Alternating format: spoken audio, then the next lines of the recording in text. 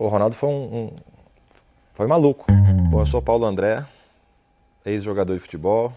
Conseguiram fazer chorar, hein? Que pariu.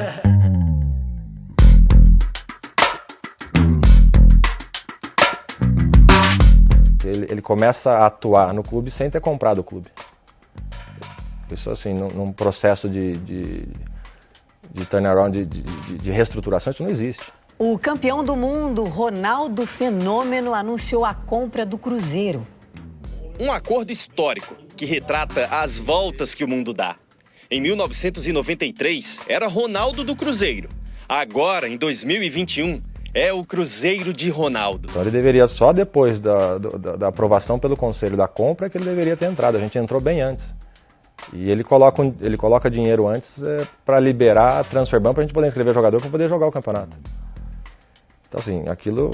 Né? E aí tem 3 meses que você fala o tamanho do buraco, que é muito maior do que era, né? Até de fato comprar o clube. Só que também como é que você sairia depois que já botou dinheiro, você já deu a cara, você já montou tudo. Então foi um processo à brasileira, né? Mas que também ao mesmo tempo foi o que o Cruzeiro precisava. Se não fosse daquele jeito, eu acho que não teria dado jeito e teria perdido aquele ano que talvez fosse o ano derradeiro da destruição, né, desse clube gigantesco e maravilhoso que é. Ninguém queria, ninguém teve coragem de assumir. Ninguém. Porque assim como ofereceram para o Ronaldo, ofereceram para o Brasil inteiro, para o mundo inteiro. Por que ninguém pegou?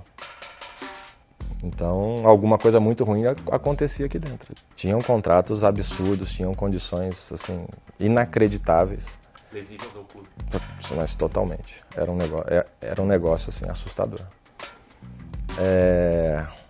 A quantidade de gente, a situação da Toca 1, a base, assim, deplorável, assim, era colapsando, assim, aquilo ali ia dar cagada. Bom, foi assustador, assim, e a gente teve que tomar milhões de decisões a cada dia, né, e numa quantidade absurda. Tivemos que reestruturar todas as áreas do clube, ou seja, no fundo elas estavam sucateadas, não havia área de mercado, área de performance, a área não havia nada, né? Tinha gente, mas pessoas oprimidas pelo sistema, sem voz, sem conseguir trabalhar, sem estrutura, sem ferramenta, sem lógica, sem poder participar das principais decisões. Então a gente teve que fazer um banho de loja muito rápido, né?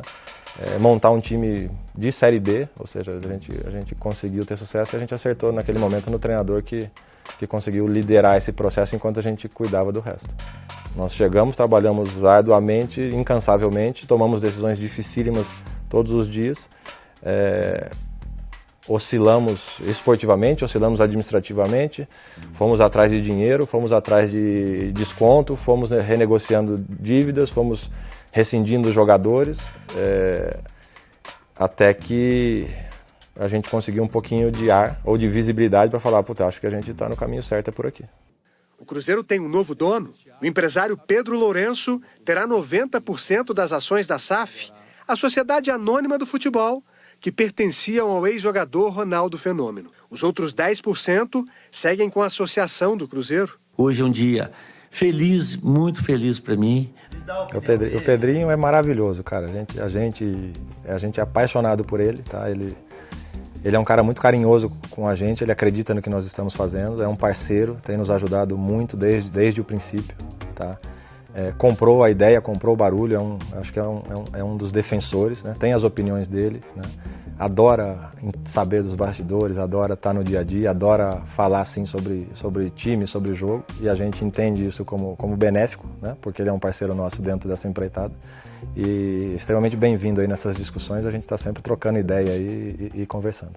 A saída do Fábio, jogador que mais vezes vestiu a camisa celeste. Decisão de não renovar o contrato do goleiro foi da nova gestão comandada por Ronaldo.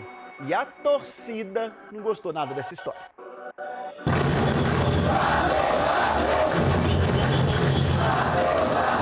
Essa sem dúvida foi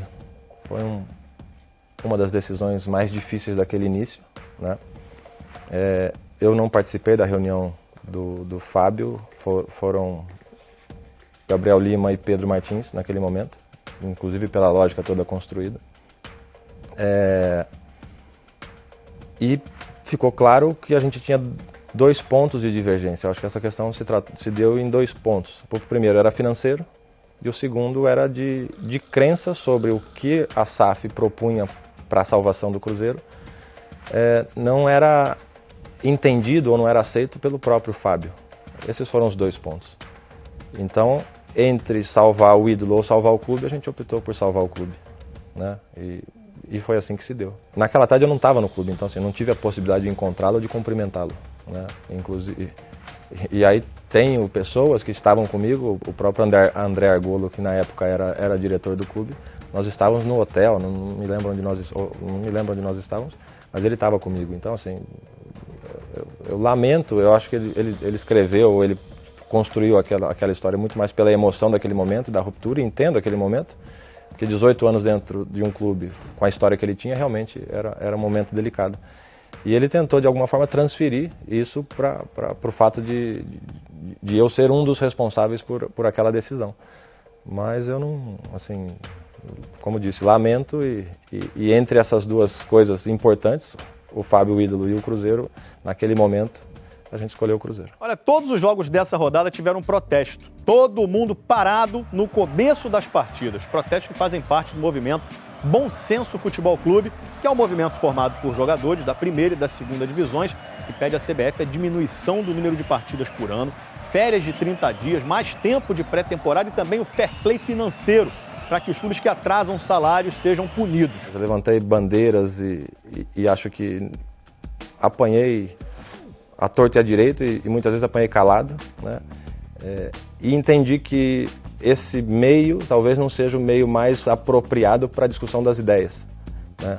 E que quando a gente, em geral, sai para dar a cara em entrevista, a gente tem que ser mais populista, a gente tem que falar um pouco do que quem está do lado de lá quer ouvir, e não exatamente o que a gente pensa ou defender uma teoria, ou uma tese, ou uma ideia, ou uma ideologia.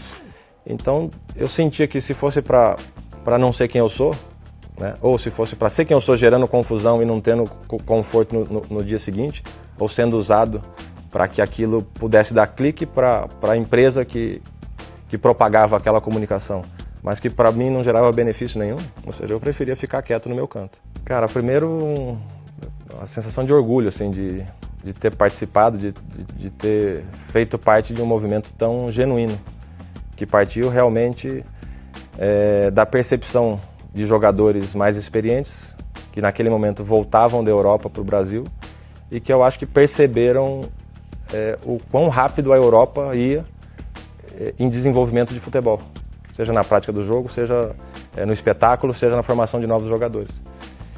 E aquela foi a forma que nós encontramos para chamar atenção para o descaso ou para o desleixo dos dirigentes brasileiros com relação ao que a gente estava vendo lá fora, e que a distância entre um futebol e outro só ia aumentar.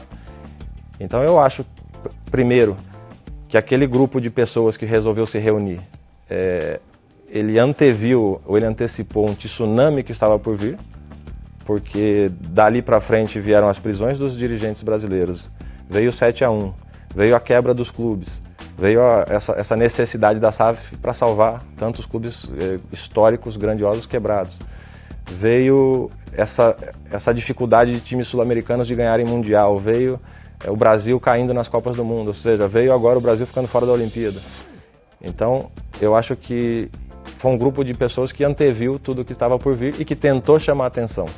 O Bom Senso nunca foi uma luta de classe, sempre foi um movimento pró-futebol.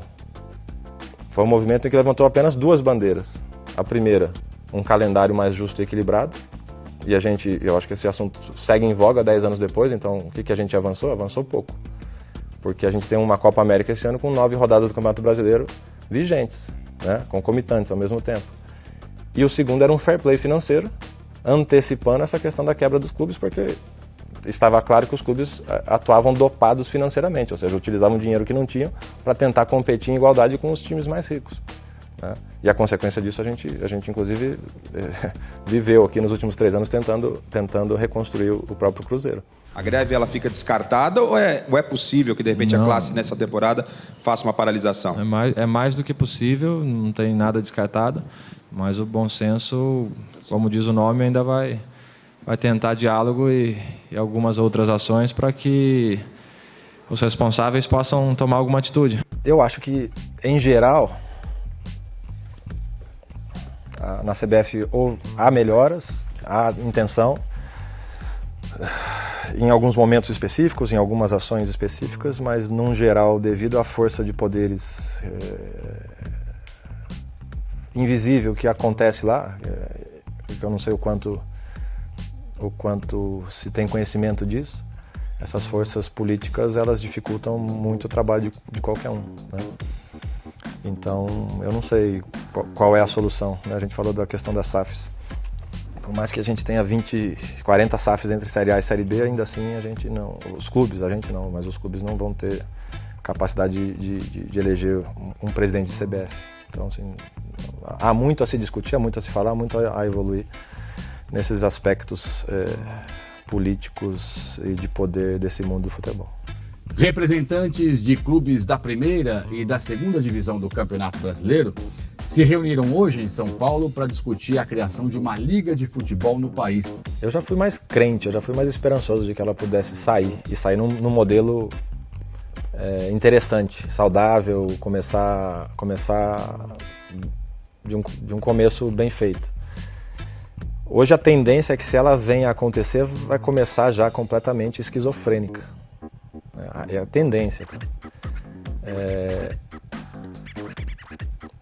Mas, ainda assim, melhor do que o que se propõe hoje, assim, do que se pratica hoje. Eu certa vez aprendi com algum desses políticos aí que é melhor fazer um pouquinho e daqui a 20 anos você vai chegando lá, do que não fazer nada e querer o mundo perfeito. A política é a arte do possível. Então, talvez a minha geração não veja algo tão grandioso que possa resgatar o país do futebol que eu conheci, né? Que a gente pudesse voltar a entregar isso culturalmente para o nosso país. Mas que a gente avance, né? Eu sou favorável do progresso, então cada pequeno passo aí tem que ser comemorado e celebrado, e acho que em todas as frentes, em todas as áreas, a gente sempre está conseguindo chegar lá, né? Não podemos desanimar. Acho que também nós temos dois pontos importantes, Martim.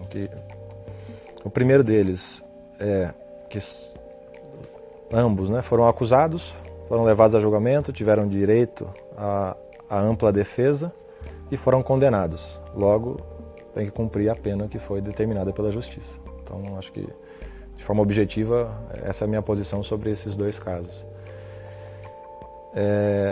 Depois tem um aspecto mais subjetivo, que aí é opinativo, que é, evidentemente, que por terem tido carreiras brilhantes, foram bem-sucedidos naquilo que se propuseram a fazer dentro de campo, a notoriedade e a exposição desses casos ela é gigantesca, e a repercussão também. E eu acho que deve-se utilizar desses casos para as mulheres como exemplo, né, de que elas precisam buscar os seus direitos e se proteger, né, no sentido legal da palavra, e não ficarem oprimidas por um sistema patriarcal, machista, que as oprime, que as exclui, né? E deve servir de lição, não só para os jogadores, mas para a sociedade como um todo, de que esse tipo de prática, esse tipo de atitude, esse tipo de... nunca foi aceita, mas agora tem retaliação, tem muita gente buscando. Tem consequências, exatamente. Então, eu acho que o futebol é reflexo, é espelho da sociedade, né? Ou seja, se acontece no futebol, acontece na sociedade, acontece muito, são milhares de casos diários, são milhões de casos anualmente. E a gente que tem voz e que tem alguma repercussão tem que levantar a bandeira e tem que abraçar, porque e aproveitar essa onda para que a gente consiga avançar enquanto sociedade. Com relação à base no Brasil, cara, eu acho que precisa ser repensada, assim, precisa ser refundada, né? Tem muita gente boa trabalhando, não é uma crítica global e absoluta, mas desde os calendários, desde das questões educacionais, ou seja, os meninos sub-17 hoje que jogam no Campeonato Brasileiro não param em casa. Então, pré, dia de jogo e pós não vão para a escola. É isso que a gente quer fazer? Nessa idade? Temos que repensar. A quantidade de jogos, o modelo de formação, essa exposição precoce, o que se paga hoje para esses meninos, ou seja, a exigência que se tem de fora, essa competição. Assim, é uma loucura completa, né? Para não falar que essa molecada de 8, 9, 10 anos que está começando a sair das suas cidades e ir morar perto dos clubes grandes para poder enganar que não... Né? É quase um tráfico de criança essa parada, né? Acho que é um atraso gigantesco no modelo de formação de atleta no Brasil. Os clubes não conseguem encontrar um modelo, ou seja, se pratica quase o que se praticava há 30 anos atrás, não evoluiu. Então é um bando de ala prisional dos meninos, ou seja, no livro eu falo muito sobre isso, né? Parece cavalo, você treina, come, dorme, treina, come, dorme, treina, come, dorme. Vai para a escola pública à noite, nós sabemos o nível do ensino das escolas públicas, aparta esses meninos de um convívio social com outros mundos, logo eles não desenvolvem vários aspectos, seja da comunicação, seja do convívio, seja das relações. Os modelos de treino, os modelos de ensino também são muito precoces no sentido de profissionalização, ou seja, a partir dos 12, 13, 14 anos já se quer ganhar tudo, já se quer pensar no curto prazo, já se tem uma pressa para fazer as coisas, então a formação não é bem feita. A pressão externa, seja do pai, da família, dos agentes, é gigantesca. Então o menino fica ali, ou ele é arrimo de família e tem que trazer a família nas costas, ou tem essa pressão desses entes sobre ele. Então, assim, é uma fábrica de fracasso, né, o processo de formação de atleta no Brasil. E um dos motivos pelos quais eu escolhi ficar no futebol, né, é exatamente poder encontrar caminhos de fazer coisas diferentes, né, de fazer com que esses meninos se divirtam, tenham, de fato, uma formação dentro de um clube de futebol que muitas vezes pode ser melhor do que a que eles tinham dentro de suas casas pela questão social, né, e financeira de suas famílias. E que a gente prepare esses meninos para a vida. Parece utópico, parece querer falar de aspectos outros que não exclusivamente de futebol, mas a gente confia cegamente que formar essas melhores pessoas, esses melhores meninos, é formar melhores jogadores também, né, e oferecer a eles outras opções de vida. Hoje uma das nossas grandes preocupações, e talvez seja a área que mais venha a se desenvolver, né, para melhora de performance, ou seja, tivemos nos anos 70 a questão da preparação física, tivemos ali na frente a questão metodológica, técnica, tática, e sem dúvida nenhuma a guerra do 2020, aí, dessa década, é o aspecto mental, emocional, né? Então, entender o que esses meninos estão entendendo, né, com a pressão que eles recebem, com o número de críticas, saindo do jogo tem 4.000 comentários xingando o cara, xingando a mãe, xingando o pai, xingando a história dele inteira, falando que ele não serve para nada. Como é que esse cara vai no dia seguinte trabalhar e de novo estar exposto a 60.000 pessoas no estádio e ter que desempenhar bem? Como é que a gente treina esse cara para isso?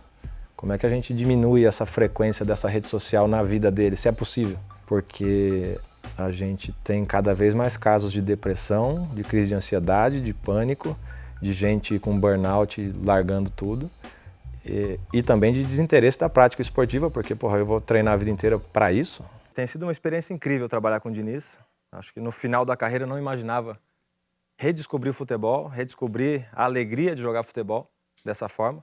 Achei que já tinha visto tudo, Muricy, depois desses quase 20 anos aí de bola, e joguei tudo no lixo. Esqueci tudo que eu tinha aprendido e estou começando do zero com um cara que, para mim, tem sido o mentor.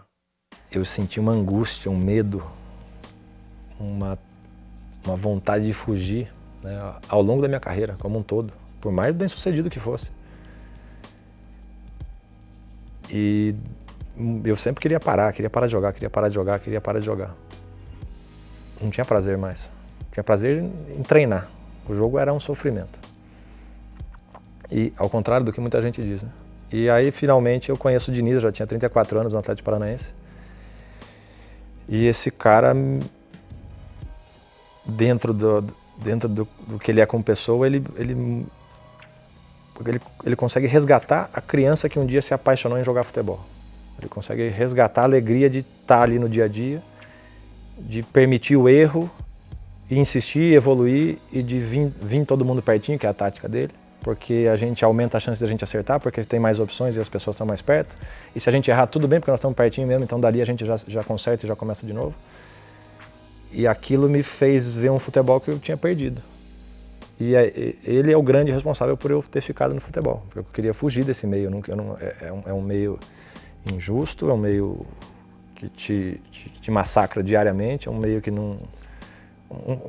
ou seja, e ele fala assim, cara, dá para fazer, dá para ser legal, dá para construir um caminho e vamos ficar aqui para a gente mostrar para as pessoas e fazer com que esses meninos da base, esses caras do profissional, esses ambientes em que a gente tiver a chance de estar, a gente consiga fazer algo diferente, né? E que essas pessoas não sintam essa angústia, esse negócio como a nossa geração sentiu.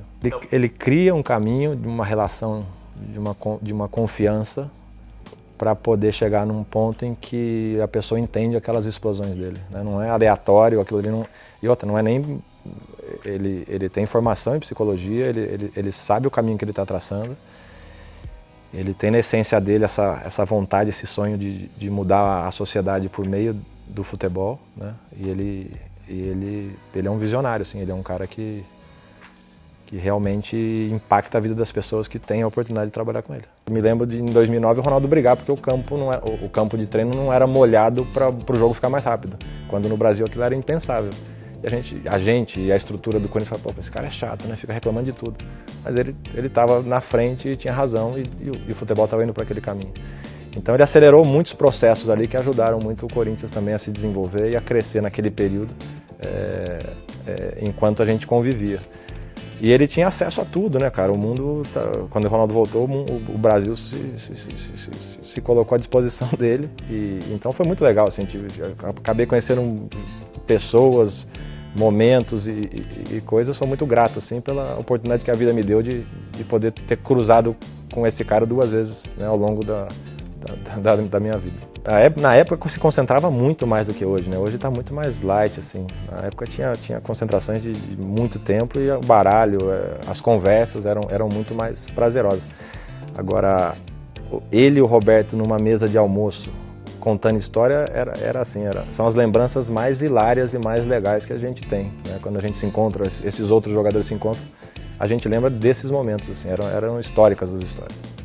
Tem uma história curiosa, que inclusive eu acho que eu conto isso no livro, que nós estamos retirados ali, estamos concentrados em Itu, num daqueles períodos de concentração de 10 dias, o Ronaldo já no final de carreira, aborrecido com tudo, criticando todo mundo, não queria treinar, querendo fugir de lá.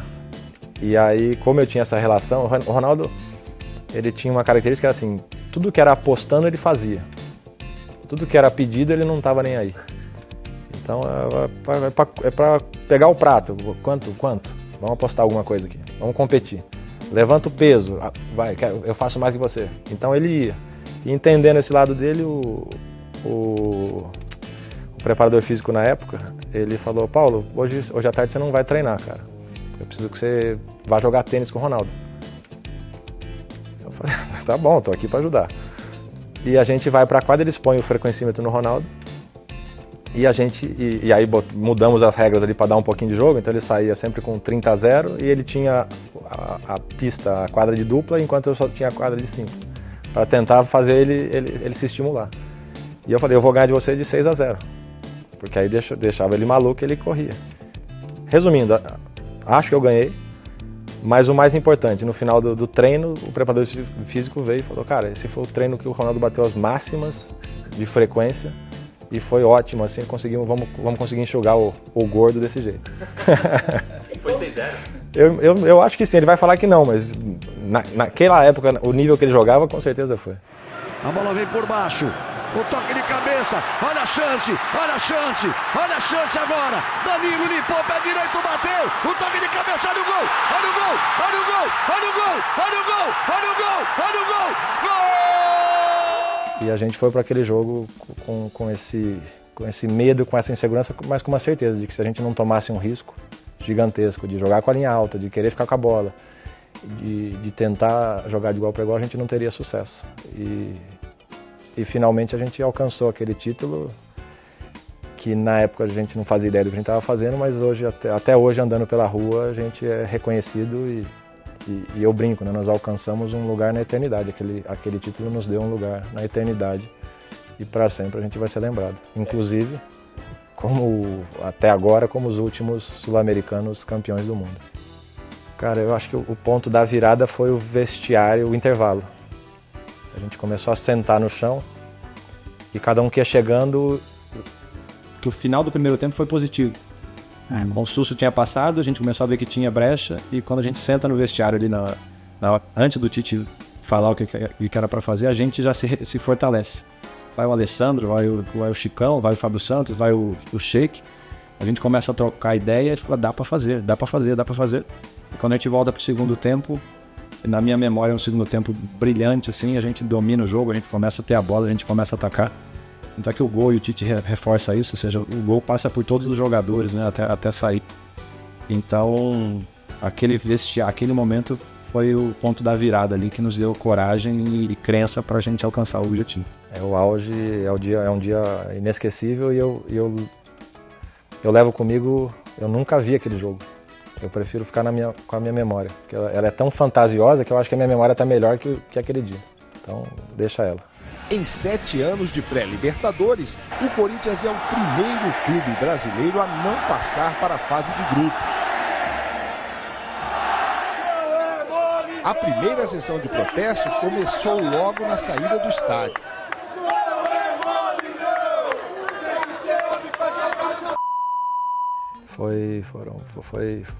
Olhando para trás fica gostoso, né? Mas na época, aquela derrota para o Tolima e o que se sucedeu, pouca gente lembra que a gente sai do Tolima, ou seja, primeiro a gente volta para casa e todos os carros dentro do CT quebrados, né? O CT tinha sido invadido na noite, quebraram tudo. Os dias que se seguiram ali era de confronto total, a torcida na porta e muita pressão, e a gente tinha um clássico no domingo contra o Palmeiras, era só isso o cenário.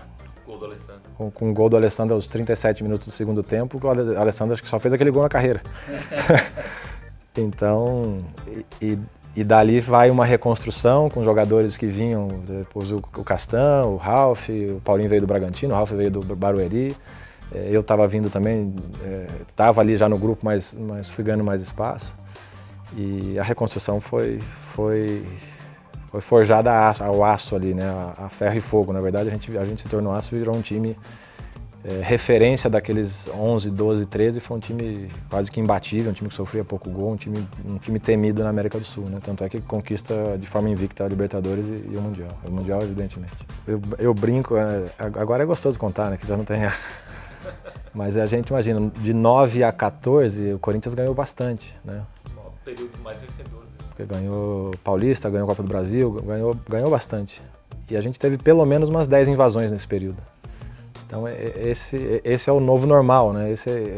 Que a gente não pode aceitar, que a gente tem que proteger, né?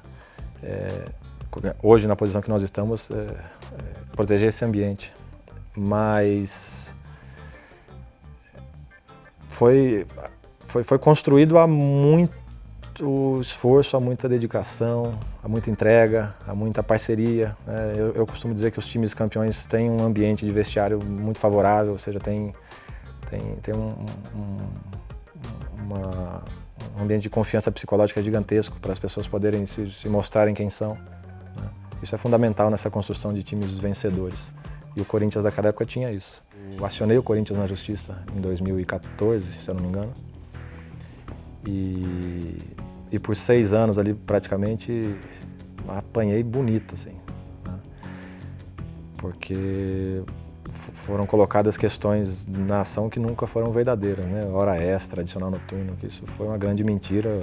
Hoje é fake news, né? Mas na época era coisa plantada realmente, né? E aquilo machucou muito. E eu queria deixar... não sei se vocês sabem disso também, mas em 2020 eu liguei para o Andrés, né, o Andrés, presidente do clube na época, eu liguei para ele e falei: Andrés, você me recebe no Parque São Jorge?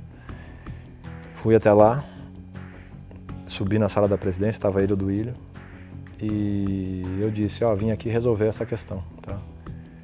Veja aí quanto vocês me devem e tá fechado, acabou o problema. A ação vai ser retirada. O Andrés me ligou no dia seguinte, né? Conversei com o jurídico, conversei com o financeiro, o valor é esse. Eu falei, tá fechado, pode pagar, tô tirando a ação. Então nós fizemos um acordo, o Corinthians me pagou devidamente e religiosamente em 15 vezes. Esse assunto encerrou. Eu não sei se isso foi público ou não, mas já faz 4 anos, né? Então eu, pelo fato de ter escolhido não dar mais entrevista também, algumas coisas que eu deveria ter exposto, eu acabei também ficando calado, né?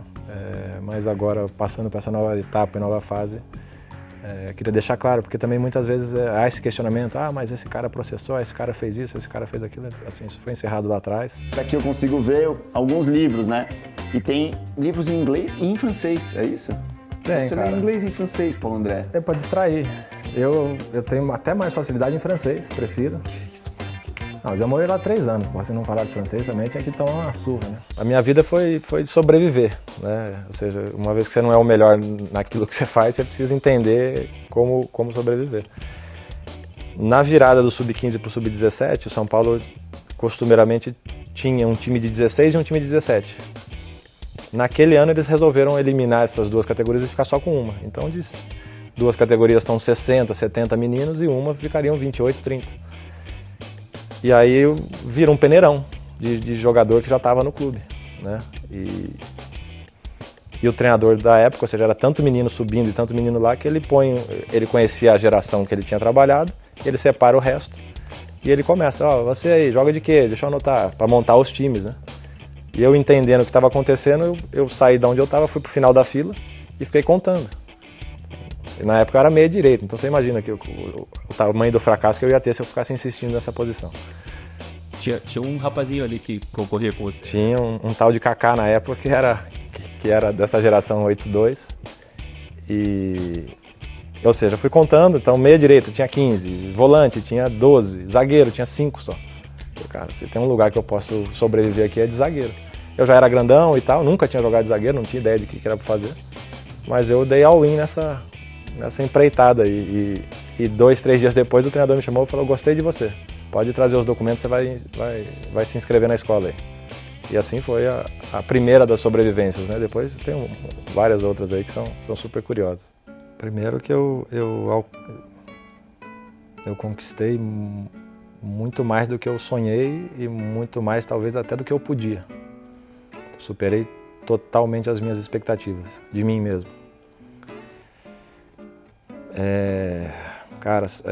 Mundial, Libertadores, Sul-Americana, Recopa, Copa do Brasil, Brasileiro e um tanto de estaduais. Para um cara que teve 6 cirurgias e que aos 23 anos achava que não podia mais jogar um jogo, né? Depois de 1 ano e meio parado por 3 cirurgias seguidas. Ou seja, eu tenho que agradecer, levantar as mãos para o céu e saber que